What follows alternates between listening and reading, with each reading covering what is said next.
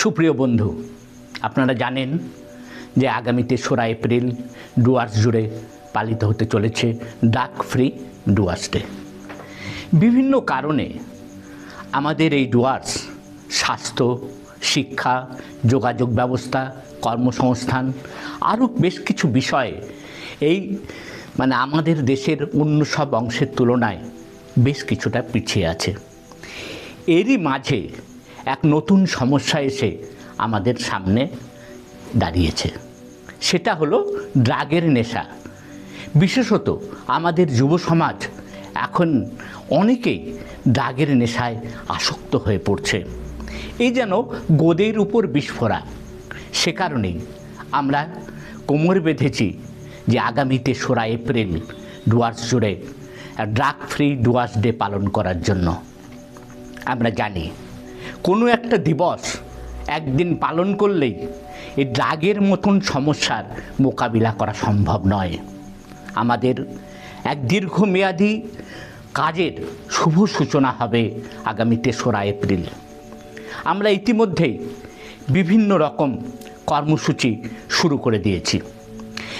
একজন নেশাসক্ত মানুষ কেন সে নেশায় আসক্ত হয়, তার মস্তিষ্কের মধ্যে লিম্বিক জোনে কী ধরনের পরিবর্তন ঘটে, বিভিন্ন হরমোন, প্লিজার হরমোন যেগুলো আছে, ডোপামিন, সেরিটোসিন, আরও বেশ কিছু যে হরমোনগুলো রয়েছে, সেই হরমোনগুলো আমাদের শরীরে, এই নেশাসক্তির শরীরে কী ভূমিকা বা কী কলকাঠি দাঁড়ায়, সেগুলো নিয়ে আমরা কাজ শুরু করেছি।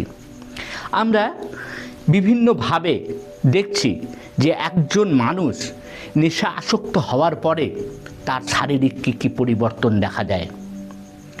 এর পাশাপাশি আমরা এই ডুয়ার্স এলাকার কোন কোন ভাষাভাষীর বা কোন কোন জাতপাতের মানুষ বেশি বেশি পরিমাণে নেশা আসক্ত, সেটা চিহ্নিতকরণের কাজও আমরা শুরু করেছি। ডুয়ার্স এলাকার বা আশেপাশের আমাদের এই রাজ্যের বা দেশের কোন কোন জায়গায় নেশা থেকে পুনর্বাসন কেন্দ্র রয়েছে, সেখানকার নিয়ম নীতি কী, সেখানে ভর্তি হতে গেলে তার খরচপত্র কেমন, তার আইন কানুন কী আছে, এ নিয়েও আমরা তথ্য সংগ্রহ করছি। এই যে আমাদের যে প্রয়াস, এই প্রয়াসটা অনেক বড় জিনিস। এর পাশাপাশি আমরা বিভিন্ন রকম নেশা বিরোধী পোস্টার, কবিতা, ছড়া এবং তার সাথে সাথে পথনাটিকা, যেগুলো বিভিন্ন ক্লাব বা সংগঠন ইচ্ছে করলে করতে পারে, এগুলো বিভিন্ন লোকেরা কলম ধরেছেন এবং তারা এই বিষয়ে কাজ করে চলেছে। এর পাশাপাশি আধুনিক তথ্য প্রযুক্তি বা এই কৃত্রিম বুদ্ধিমত্তা, আর্টিফিশিয়াল ইন্টেলিজেন্সের সাহায্যে বিভিন্ন রকমের ছোট গল্পকে তারা বিভিন্ন আধুনিক ভিডিওগ্রাফির রূপ দিচ্ছে, যেগুলো আমরা আমাদের প্রচারের ক্ষেত্রে ব্যবহার করব। ইতিমধ্যেই বহু সংগঠন আমাদের দিকে সহযোগিতার হাত বাড়িয়ে দিয়েছে। এই ডুয়ার্স এলাকায় থাকা বিভিন্ন লায়ন্স ক্লাব তারা উদ্যোগ নিয়েছে এই দিনটিকে পালন করার, এবং আগামী দিনেও তারা আমাদের সাথে থাকছেন। তাই বন্ধু, আমাদের বিনীত নিবেদন আপনাদের সকলের কাছে, আপনারা সকলে এগিয়ে আসুন। আমরা সবাই মিলে এই ডুয়ার্সের আগামী প্রজন্মের জন্য এক নতুন এক সকালের স্বপ্ন দেখি, যে সকালে নতুন প্রজন্মের জন্য থাকবে সতেজ নিঃশ্বাসের আশ্বাস। ইতিমধ্যেই আমাদের নির্বাচনের দামামা বেজে গেছে।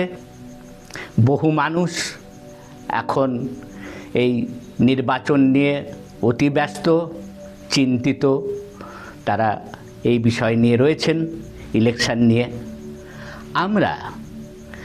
আমরা চেষ্টা করছি এই প্রেক্ষাপটের উপরে দাঁড়িয়ে নেক্সট ইলেকশন নয়, নেক্সট জেনারেশনের জন্য কিছু করে যেতে। তাই আমাদের দৃঢ় বিশ্বাস, আপনারা সকলে মিলে, আপনার যে সংগঠনই করুন, যে পেশারই হোক, যে ধর্মের হোক, যে জাতপাতের হোক, সকলে আমরা একসাথে হয়ে আমরা নতুন একটা দিনের স্বপ্ন দেখব।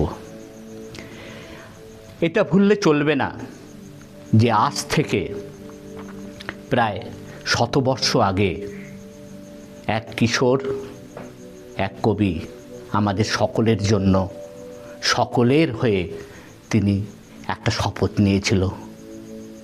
বলেছিলেন, এ বিশ্বকে, এ শিশুর বাসযোগ্য করে যাব আমি, নবজাতকের কাছে এ আমার দৃঢ় অঙ্গীকার।